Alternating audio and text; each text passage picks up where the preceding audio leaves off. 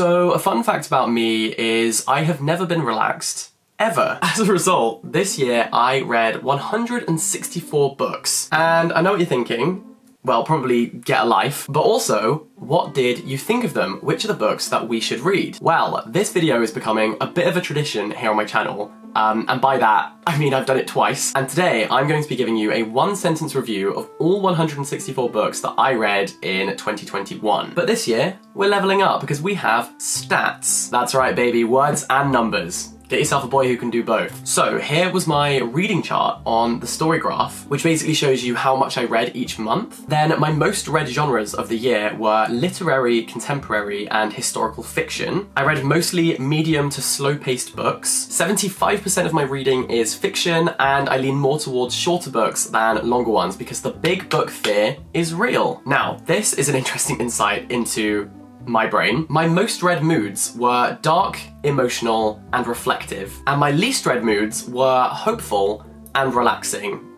So, the less said about that, the better, I think. Moving on. This year, just to channel my inner Zendaya and shake it up, I'm actually going to go in reverse chronological order, starting with the book that I read most recently, which was Cloud Cuckoo Land. And this is part of my book club with the University of the People, which I'll talk a bit more about in a minute. This book is immense. There are like 6 different plot lines going on. Some are better than others, and you have to really focus. It's bittersweet, it's epic, it is so sweeping, the scale is huge. And one of the major themes is the power of the written word and reading and books and education, which brings me on to today's sponsor, which is the University of the People. The University of the People is the world's first tuition-free, non-profit, American-accredited online university, which is so cool, and they're dedicated to accessibility to education globally. So if you're hoping to broaden your horizons in 2022, this is the perfect way to do it. You can join their community of over 100,000 students who are currently studying with them in, get this, 200 countries. Pitbull better retire as Mr. Worldwide, because the University of the People, come in for the crown. They also don't charge students for enrolling in the courses or for their course materials. They use online educational resources, and so it's super accessible. You can control your schedule, as well as getting attention from the brilliant staff. So I will leave a link down below where you can find out more about the University of the People and check out their range of courses, but take this as your sign to do something for you this year. And now let's get on to my one-sentence reviews of all the books that I read in the last year. Open Water is a book that I just finished, and I already know it's an absolute favourite. It explores masculinity, trauma, racial profiling, and also the black body in modern Britain, and not a word is wasted. It's a masterpiece. How to Kill Your Family. I read this over Christmas, and I think my parents were getting a little concerned. It's about a woman who plots to kill 6 members of her family in very elaborate ways, and it's perfectly paced, witty, and gripping. A Boy Called Christmas. 'Tis the damn season. Got me feeling festive, and that's about it. The Phone Box at the Edge of the World is aggressively average. I expected more. Topics of Conversation has the longest sentences you'll ever read. Like, more clauses than Santa's Family over here. But it's terribly executed. And then A Passage North also has the longest sentences you'll ever read, but masterfully executed. It's a meditation on post-war Sri Lanka and how attitudes towards death and mourning change in a country so desensitized to it through years of conflict. 7 Days in June, a joyous black love story. 2 writers reunite and realize that for years they've been each other's muses in everything they've ever written, and we watch as they sort of find their way back to each other. There's great twists, misunderstandings, and believable emotions. Empress and Anaya is basically the same plot as Freaky Friday, but set in South London. My Body. Now, Emily Ratajkowski is a brilliant writer, and this explores what it's like to be really famous for your beauty. Something I could not relate to at all, but I still found it really fascinating to get this grueling insight into the modelling industry, which we're all sort of voyeurs of. Piranesi is a study in solitude and one of the best things I read in 2021. So unique, so strange, but so brilliant, and I'm very jealous of anyone who gets to read this for the first time. Daisy Jones and the Six follows the peaks and troughs of a Fleetwood Mac sort of band, and I think this is best consumed in audiobook format. Love Again is quick and forgettable with one-dimensional characters. Also, someone please explain to me why this book features a grown man referring to his future mother-in-law, whose name is Natasha, as Natatrash. Like, Natasha was right there, and that tells you everything you need to know about this book. You'll Be the Death of Me is about 3 old friends who bunk off school together and accidentally step onto a murder scene. And Then the End Will Come flips the idea of doomsday on its head, and it's quite an uplifting message, but just executed in a really annoying way. The High Window is just your classic detective novel, and the main character just hates everyone, really. Curtain is the last ever Poirot novel. He goes out with a great bow and there's this huge crescendo of action at the end. Dreaming in Cuban follows 3 generations of Cuban women and their relationships to each other and the diaspora, and it's vibrant and rhythmic. Lost Girls and Love Hotels is about being kind of a cool party girl in Tokyo, but also it spends far too long poking fun at non-native English speakers, which I just thought was really uncool and unnecessary. Shakespeare, The World as Stage, it has fascinating insights into the world that Shakespeare inhabited. The Owl and the Pussycat is a collection of nonsense poetry, which is good in small bursts, but quite tiresome if you read it all in one go. The Curious Case of Benjamin Button, I am still absolutely shook that this was written by F. Scott Fitzgerald. Like, what? You're telling me this has the same author as The Great Gatsby and none of us knew? That's some kind of Mandela effect right there. Untamed. I read this because Adele said it would change my life, and it didn't. The Master and Margarita is a Russian classic that is just impossible to explain in one sentence because it's so philosophical and supernatural and satirical and wild, where the devil basically visits the Soviet Union. Lonely Castle in the Mirror is about a group of Japanese children who have dropped out of school, and through their mirrors they can enter this castle, which is sort of a refuge for them for the year. They discover a lot about themselves and each other, and this has some great twists, but also terrible pacing, way too long and slow. And similarly, we have The Other Black Girl. This also has serious pacing problems, which is pretty ironic for a book all about book editors, because this book needed one. It's eventually genre-defying and so peculiar, I just think it could have been executed a little bit better. One for the mythology lovers right here. Loving Colour has retellings from a range of cultures and countries, but in a modern context, and it's so vivid and brilliant. Usually I don't like when people clap when they land, but this is an exception. 2 girls lose their fathers in a plane crash and have to navigate grief and family secrets. The Beekeeper of Aleppo has stunning prose. It's about migration and loss and asylum seeking, and also the concept of home. I wish I could write like this. Crime and Punishment. My biggest shock of the year is that I did not expect to love this as much as I did. This was my first Russian classic. It's about nihilism and guilt and pride, being alienated from society, and it's intense, but so worth it. This is how you lose the Time War. This is how you write a slow burn book. It is mind-boggling in the first half. I didn't have a clue what was going on, but it becomes this beautiful sapphic love story written through these lyrical and gorgeous letters to each other. One of those books that only really makes sense at the end, and I think it would be even better on a second read. Call Me By Your Name. Yearning, intensity, peaches. Need I say more? Things Have Gotten Worse Since We Last Spoke is deranged and twisted and horrifying, but in the best way. It's about 2 people who get into an online relationship and just bring out the absolute worst in each other. Play It As It Lays. Sadly we lost Joan Didion last week, but she was an icon. She wrote about 60s LA, and this book explores the idea of fleeting youth and beauty, and also fame, and seeing life as a game, not one that you're winning, but one that you're just sort of playing and participating in. Self-help, I accidentally left on a park bench in Paris and I'm still gutted about it, but it's a really experimental, idiosyncratic guide to life and super, super irreverent. Bluets is a series of vignettes all about the colour blue, which inspires a lot of meditations on life in general. Stephen King's The Outsider is proof that sometimes really famous authors are given too much creative control and license and maybe need an editor to tell them when to stop. Halfway through would have been good for this one. Dune.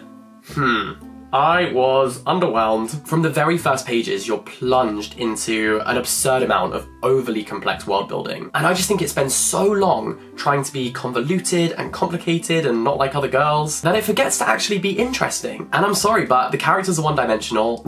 I hated it. No One Is Talking About This is the book that has stuck with me the most this year. I keep coming back to it. And that's interesting because I didn't necessarily enjoy the process of reading it. It juxtaposes the public online discourses of social media and the private tragedies that people go through, and a character who can't really fathom that although these 2 things exist in the same world at the same time, they're completely separate. Then we have The Only Study Guide You'll Ever Need. This is a book that I actually contributed to, and it's by my friend Jade, who is just sunshine encased in a human body, and she shared all her genius study tips. Empowered is another book written by a friend of mine. This is V's deeply inspiring and thought-provoking memoir meets self-help book. It gave me goosebumps, it's so vulnerable, and she is just a powerhouse and a trailblazer. Middlemarch was long. I have no other feelings towards this book. Silas Marner, though, is also by George Eliot and is a much more manageable length. And I liked both, to be fair. They are both just masterclasses in symbolism. And Silas Marner is about a dude who lives alone and has all his money stolen from him. So The Hungover Games is full of this really sardonic wit, and basically a book that says, oh whoops, I'm pregnant, that wasn't the plan, what the hell are we gonna do now? Lady Susan is Jane Austen's lost classic, and she wrote it when she was 17.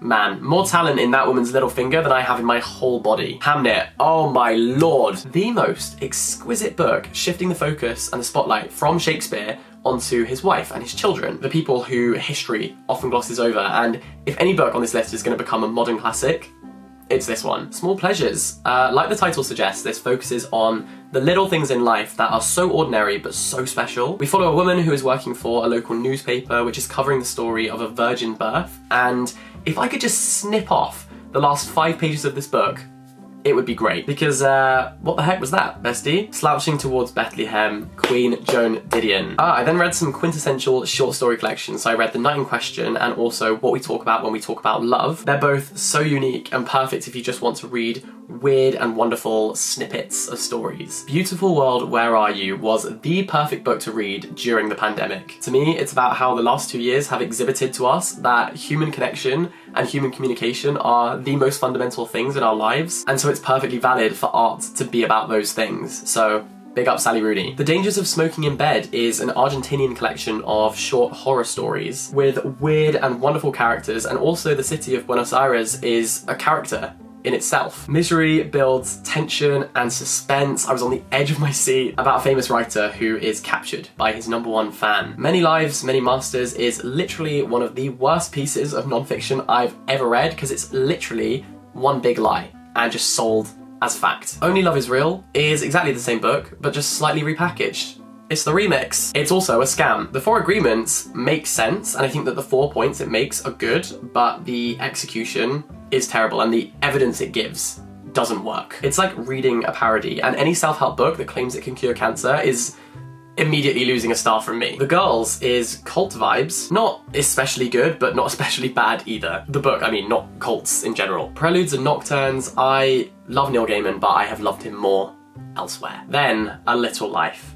broke my heart into tiny pieces, and I am still recovering from this. It introduces you to these 4 people who you develop such an affection for, and then it just destroys them. So genius, so profoundly sad, it made me ugly cry. Kim K style. It was not pretty. The Underground Railroad is one of the biggest surprises for me because I expected to love this and I was so underwhelmed. I hated the writing style, I thought the characters were forgettable, and it's such a shame because it's about such an important topic, which is slavery, but I think there are better alternatives out there. Queenie, on the other hand, is just exploding with personality and a brilliant and memorable cast of peripheral characters who are just written in screaming technicolor. This is how you write characters. Yes. Luster is another book I just haven't been able to shake from my mind. It's a book where not a lot happens. So this woman has an affair with a man and then ends up moving into his home with his wife and daughter, but it's a stunning character study and the writing is gorgeous. Burnt Sugar, I hated reading, but because it's about mourning a family member kind of before they've actually passed away, which is something I try not to think about much, but that aside, I thought the writing was okay, but just not for me. The House in the Cerulean Sea is this lovely little allegory about the marginalization of things we don't understand and how people are outcast from society and made outsiders when all they want to do is live and love, and maybe even laugh. It's quite charming and wholesome, but sometimes just a little too cheesy for me. Because I'm lactose intolerant. Trick Mirror opens with an absolutely phenomenal essay about internet culture and how it's an attention economy, and that is then followed by a couple of other interesting essays and a load of boring ones, which just regurgitate things you probably already know. Rodham is Bill and Hillary Clinton fanfiction and features sex scenes, so I'm scarred for life. Malibu Rising is a must-read for anyone who loves celebrity culture and gossip about a famous family who host a party for anyone who's anyone in Malibu, and there's all sorts of scandals and drama, pure escapism in the best way. Loveless is an ironic title because I fell in love with this book. I have so much love in my heart for this little book. It's about Durham University, so I am completely biased, unashamedly so, but it's also a fantastic introduction to asexuality and being aromantic, which I think will make me a better ally and friend in the future. So very wholesome read, this one. Exciting Times is a book that I totally understand why some people hate it, but I loved it, and maybe that says more about me than them. Again, it's a book with a minimal plot, but I really enjoyed its cultural commentary and its introspective tone, and I feel like I learned a lot as a wannabe writer from this book. I Have More Souls Than One, a great Portuguese poet. It kind of takes these really profound and complex philosophical ideas and distills them into really thoughtful little poems. Diary of an Oxygen Thief is like someone read Lolita once and thought, I could do that, and then did it terribly. I too would publish this anonymously because it's embarrassing. Before the Coffee Gets Cold is the biggest chef's kiss of all time. Really emotional and beautiful. People can basically go back in time to have one last conversation with lost loved ones. And she wrecked me. She really did. Convenience Store Woman, I think about this regularly. Packed with commentary about social expectations and capitalism, but also funny in a really depressing way. If that doesn't sell it, I don't know what will. Such a Fun Age is about the messy dynamics of privilege, and I liked the way that it presented things as there not always being a right answer. It grapples with the idea that sometimes two individual people can try to do the right thing and both be wrong, or at least sort of damage each other in the process, and I thought this was the perfect book for the cancel culture era. The Housekeeper and the Professor, wow, I was really on a roll at this point because this was also great. Charming, endearing, actually made me interested in maths, and I hate maths. The Marvels is half graphic novel and half novel. Very meta, but not in like a Facebook way. Clever and sweet, just a really enjoyable reading experience. Malgudi Days. So the author basically said that in India, all you have to do is look out of your window and you'll find an interesting character with a story to tell. And that's exactly what he does, and he does it superbly. Night Sky with Exit Wounds by Ocean Vuong, my favourite up-and-coming writer. I cannot wait to see what he does in his career because he's so talented. And this collection is just wow. Notes for Crocodile was big brain energy, so complex, but it explores queerness and friendship and art at a top Taiwanese university in a very experimental way. First Person Singular is okay, but not excellent. Murakami in his flop era, I fear. You know, it kind of feels like an AI was given the task of writing a Murakami book, and this is what it came up with, which isn't necessarily a good elevator pitch. Helium is a nice debut poetry collection about masculinity and race. The Memory Police is a Japanese dystopia, which I found strange to read because it basically feels like it's building up to this huge moment that never comes. And so as a reader, it's kind of disappointing having that huge anticlimax, but as a piece of art, it's genius. Working Hard, Hardly Working. Now, Grace Beverley is the blueprint when it comes to turning a YouTube channel into a career. But this book just didn't give what needed to be gave. My personal theory is that because she is an internet personality, Grace was so nervous about being dismissed as rich and privileged that she wrote a book which feels too calculated and over-edited. It reads as though every sentence has been redrafted about 5 times, to the point where each sentence is so convoluted that the book just doesn't really flow. It's still good, don't get me wrong, but I thought this was going to be quite a groundbreaking self-help book for the modern era, and I don't think it is. The Midnight Library is a self-help book disguised as a novel, and I think that it's an okay novel, but a terrible self-help guide. Like, great escapism, pretty fun, love the concept, but the overall message is way too oversimplified for the huge theme of mental health that it tries to dissect. I thought it was overly didactic. It's basically 300 pages of saying, just don't be sad. And the problem is, as a self-help author, Matt Haig is really good at explaining huge concepts with metaphors and similes and making them more palatable. And sometimes that's necessary for self-help that's aimed at a mass market. But in the Midnight Library, it doesn't work. But by trying to squeeze huge and confusing and complicated emotions into straightforward, simple metaphors, it does more harm than good, I think. Reef is this marvellous and compact story all about servitude. It has mouth-watering descriptions of food, and I think that Reef is actually a detrimentally misleading title for this book, which I think is a shame. 2 Weeks' Notice was horrible. I had a terrible time. The Bench is Meghan Markle's very pleasant and diverse children's book, which the media wants you to think is terrible, but is actually really empowering and harmless. Something that is harmful, however, is Jane Eyre Laid Bare. This is literally Jane Eyre copy and pasted, and then just with a few added erotic scenes here and there. And just in the most random way, like the added bits don't match the writing style of Charlotte Bronte at all. So it's really clear what is the original text and what isn't, and I feel like the idea was really that it should flow seamlessly. At one point, we have a scene where Rochester shaves Jane Eyre's pubes. Her Jane hair. I lost brain cells, my English lit degree shredded itself. it's time to move on. They Both Die at the End builds this brilliant story world and then just does nothing with it. Such a letdown. Honestly, my hopes for this book also died at the end. Great title though, I'll give it that. Then, when I made my Kendall Jenner video, I read some really awesome short story and essay collections. So we had No One Belongs Here More Than You, The House Guest, and also Tonight I'm Someone Else. And then we had The Sea of Strangers, which is the most 3-star book to ever 3-star. So Sad Today did more than what it said on the tin, because it didn't just make me so sad today, it also made me so sad for the rest of the year that I spent money on this book. Oh, and then Literally Show Me a Healthy Person is the closest a book has ever brought me to wanting to jump out a window. On the other hand, How to Cure a Ghost is so beautiful that I missed my train stop twice because I was reading it and didn't notice. I was so enraptured I just didn't even notice that I'd gone past my destination. So I can't and won't recommend this book because it was dull as hell. I mean, if you want to read 20 pages of cows standing in a field,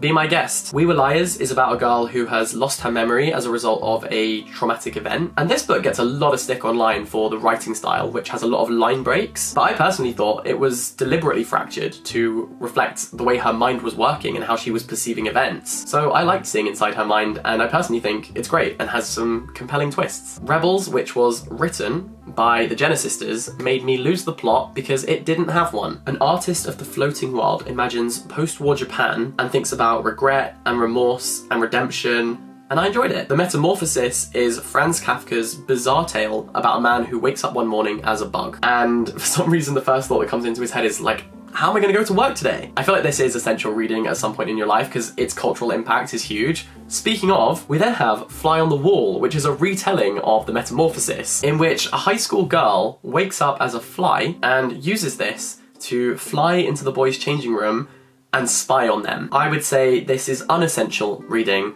that no one should read in their lives. A Tale of Two Cities is one of those classic novels that I completely understand why it has its status as a revolutionary piece of writing, but I also just despised it. I hated reading this. I'm just not a Dickens fan. Sorry about it. Red, White and Royal Blue is the fluffiest romance novel, which is very wholesome and warm and fuzzy if you're looking for pure escapism. I do think it was a little too idealistic, only because it's talking about political figures, so it's about the Prince of England and the son of the President of the USA. And I just thought that including scenes where the British royal family are anti-colonial seemed quite performative and a bit naive from the author, but I did enjoy the book overall. Letter to My Daughter, Maya Angelou, what an absolute legend. It's like a hug in a book, and Maya Angelou never had a daughter, so this is her love letter to the women of the world, where she shares her enormous wisdom. What I talk about when I talk about running is decent and gives an insight into Murakami's creative process, but also,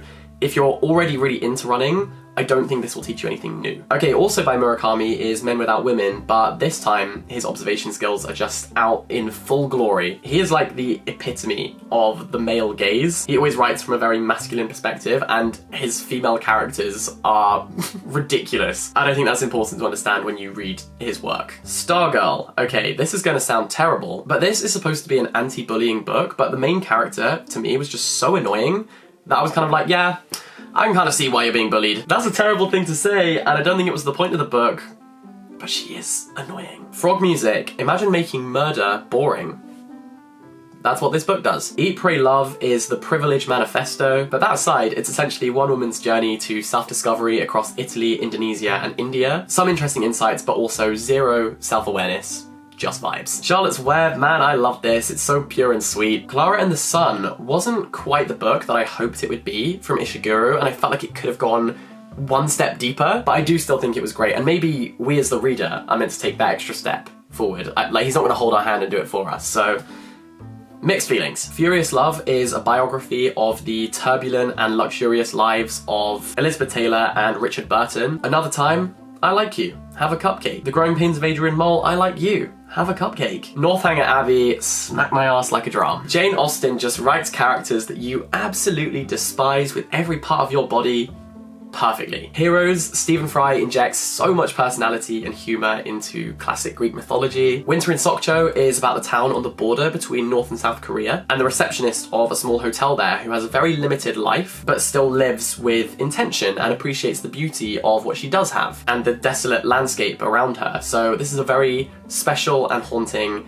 and strange book. Dead Poets Society is a novelization of the movie, and you should just watch the movie. My Year of Rest and Relaxation is completely unlike any book I've ever read. It's this darkly funny and shocking look at depression and someone removing themselves from society, and it's tangible, like how pointless everything feels to her. My Sister, the Serial Killer, is also really darkly funny. Anyone with a sibling will love this. It basically follows a girl who is just constantly having to clear up the mess of her sister, except that mess is killing her boyfriends. On Earth We're Briefly Gorgeous is the most lyrical, poetic writing. Every sentence is exquisite and completely packed and bursting at the seams with meaning. The Secret History is the dark academic classic. Donna Tartt just runs academic rings around you, you will feel dumb as hell. Then we have The Seven Husbands of Evelyn Hugo, which started my love affair with Taylor Jenkins Reid. Everyone is talking about this book, and that's because it's superb. In my opinion, it completely lives up to the hype, and you should read it. Before that, I read a bunch of celebrity poetry for a video, and we had the good, the bad, the badder, and the baddest. And the absolute worst of all, James Franco. Oh, and maybe even topping that, we had Bella Thorne. This is literally not worth the paper it's printed on. The Life of a Wannabe Mogul. So bad, I want to give you a 0. But that's not possible, so I give you a 1. I absolutely loved The Vanishing Half, one of my favourite books of the year. And also Passing, which is The Vanishing Half's original inspiration. They're both about black women who could pass as white and people who choose to pass as white and people who don't, and how their lives diverge from that point. So Good They Can't Ignore You was so bad I wish I had. It's the weirdest book because the author basically argues that passion will get you nowhere in life and you just have to be good at things to succeed and to be happy and fulfilled. Like, even if you hate something, if you're good at it, your life will be great. He then spends the entire book essentially disproving his own theory, because every piece of evidence he uses could also be used for the opposite. He interviews people like surfers and rock climbers and performers who obviously have passion. And I think what his evidence actually suggests is that passion is necessary as a baseline, and then mastery helps you to succeed. So it's a combination of things, but I think he tried to be so groundbreaking that he just missed the mark completely and said nothing. The life-changing magic of tidying up. I mean, there's a massive mess on my floor just here, so clearly this didn't work. Think Like a Monk is just regurgitated self-help that is either really painfully obvious or something you've definitely heard somewhere else before, just repackaged. Also, quite good at convincing me not to be a monk, which I don't think was the intention. The Wonderful Wizard of Oz is obviously great, as were the creepy stories of Edgar Allan Poe, because I'm an Edgar Allan Poe. We know this. Love in the Night is just classic F. Scott Fitzgerald at his peak, and 20,000 Leagues Under the Sea is an interesting story for the first 200 pages, and then just so damn long. It felt like I'd been under the sea for 20,000 years. How to Do Nothing, Resisting the Attention Economy is a very misleading title because you think this book is going to be about unplugging from the digital world, and then it's actually a book about bioregionalism, which isn't anywhere near as interesting. Rich Dad Poor Dad makes several interesting points about the economy and loads of really bad ones. The 4-Hour Work Week taught me a fair few good tricks about time management and prioritization of tasks, but you have to get around the author's massive ego, which is pretty unbearable. And also, the last quarter of the book becomes like a cheap travel guide, which was so random, it felt like it'd been tacked on the end to fill a word count. 5 AM Club is such a strange self-help book because it's told as a story, like as fiction. So I tried getting up at 5 AM and hated it, and I would not like to be part of this club. Thank you. The Secret claims it can cure cancer and poor eyesight with manifestation, which is not true. So Kafka on the Shore is about a child who runs away from home, fish falling from the sky, cats which can talk, and it's completely insane, but magnificent. Demian inspired the BTS Blood, Sweat and Tears music video. Need I say more? The Ones Who Walk Away from Ominous inspired the BTS Spring Day music video. Need I say more? The Stranger is a masterclass in writing a unique character, especially one who is the narrator of the book. Me Before You is a questionable representation of disabled life, which I think is important to acknowledge. But aside from that, it's a very well-written and tragic and endearing love story. Educated is a book lots of people love, and I didn't. It's about a girl who grows up in a very radical survivalist family, so they're basically preparing for the end of the world. And it's about self-invention and family and the power of adjustment and education, but I found it a little slow and repetitive, and it also didn't focus on the things that I thought were most interesting. Like, we go very quickly from her having no education at all to getting a scholarship at Cambridge, and there weren't really clear explanations of like how she went from one to the other, which I think would be really important as a takeaway message for other people. Time of White Horses is a big fat book, but so vivid and vibrant with really memorable characters who are so believable, and it's all about rural life in Palestine. Celestial Bodies I was excited about because it's set in Oman, but I didn't really enjoy it. There's so many characters, we get so many perspectives, and it just becomes really disjointed and hard to actually focus on. So it missed the mark a little bit from me. Season of Migration to the North, however, is awesome. It's fast-paced with loads of twists, and it's essentially Heart of Darkness in reverse, in which a colonised individual travels up the Thames to London, and it's a great piece of translated Arabic literature. As is A River Dies of Thirst. This poetry is incredible. My favourite one was called Fame. Chef's kiss. Living and Loving in the Age of AIDS. Now, I feel awful giving this a bad review because I thought it'd be interesting, but it's basically just a 300-page tribute to all of the people this man knew in his life. And if you didn't know them, you can't really connect with it. A Movable Feast basically encouraged me to move to Paris.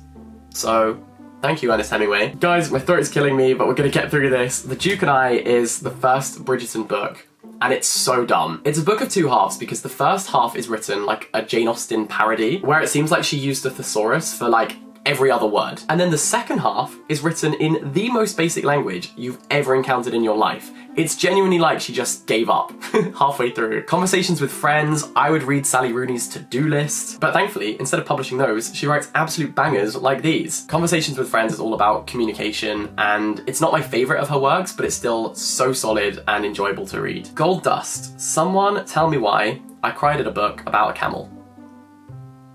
Moving on. The Hitchhiker's Guide to the Galaxy is sci-fi, which is not normally my thing, but this is a masterclass in how to do it. It's the blueprint, honestly. Last two, Kim Jae-young, born 1982. This is an illuminating insight into the experience of being a woman in South Korea, but also in the world as a whole, and the endemic of misogyny, which can slowly wear someone down and drive them a bit insane. And finally, we have The Song of Achilles. I've spent a whole year raving about this book, and I read it in week 1 of 2021, so this broke my heart. It's the perfect book. I would invent a 6th star to describe this. So those were all 164 books that I read in 2021. Next year, I'm gonna read 3 because my throat is so sore. On a serious note though, I hope that you found some book recommendations from this video. It doesn't matter how many books you read in a year as long as you read at least one. Thank you so much for watching this video. I hope that you enjoyed it. I'll be back next year with another one, I hope, and a fair few videos, you know, in the meantime. So you can subscribe if you're new, give this video a thumbs up if you like. Massive shout out to the University of the People for sponsoring the video. I will leave the link down below if you want to enroll. And happy 2022! Oh my gosh, this is my first video of the year. The support last year was absolutely insane, so thank you so much. And until next time, all the best, stay in touch.